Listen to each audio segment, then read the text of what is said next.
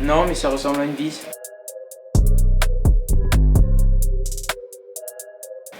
Du métal. Avec un petit peu d'aluminium. Ouais, ça doit être fait en inox. Systématiquement, soit de l'acier inoxydable. Ça doit se visser dans quelque chose. Je pense la même chose. Ouais, je pense que ça doit visser dans quelque chose. Va être utilisé pour protéger des installations industrielles.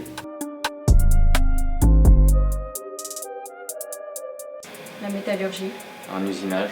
Ouais, ça doit être usiné. L'objet mystère est fabriqué à partir d'un process de fabrication industrielle pour partie et d'un process de fabrication électronique pour une seconde partie. La maintenance. La maintenance. Un usineur. Il y a les métiers de l'usinage, il y a les métiers d'instrumentation et l'électronique.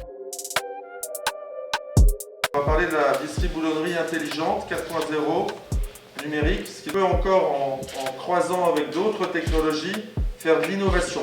La problématique de la qualification du serrage et de la vérification du serrage. L'innovation, pardon, du 4.0. J'ai adoré regarder C'est pas sorcier quand j'étais petit et je trouvais ça vachement facile à comprendre et la problématique elle est connue de partout. Le setting qui est un monstre entre guillemets de référence au niveau de la mécanique a fait des études sur les fuites liées justement à des serrages boulonnés. 80% des fuites résultent d'un problème de serrage. Donc il nous faut être capable de qualifier le serrage au moment où on le fait et ensuite de vérifier que dans le temps ça va perdurer et qu'on ne va pas perdre du serrage. Mais grosso modo notre client nous dit je veux faire passer une force entre guillemets, je veux être certain de résister à une force qui va tirer. Nous on détermine le bougeon tel qu'il doit résister et on va mesurer quel allongement il va prendre.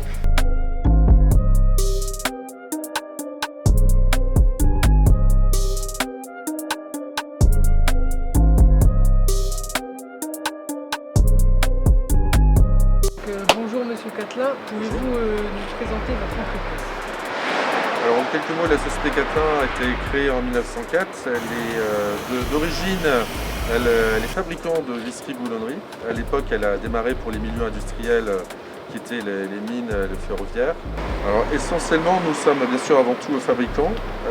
Pour faire simple, je vais dire de la visserie-boulonnerie. Par exemple, dans l'énergie totale, ça peut être EDF.